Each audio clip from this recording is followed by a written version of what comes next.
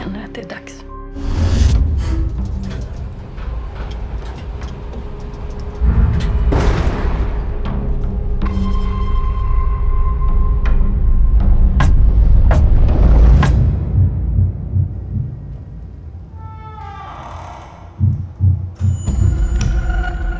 Undrar om det är du som knackar? Knackar? Nej.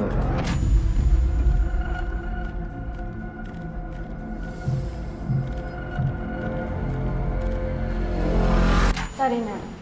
Vi har fått samtal om lägenhetsbråk.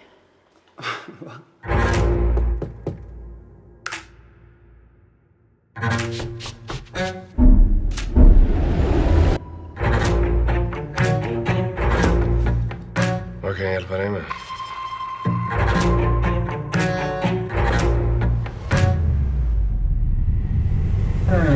Du, rör inte mig.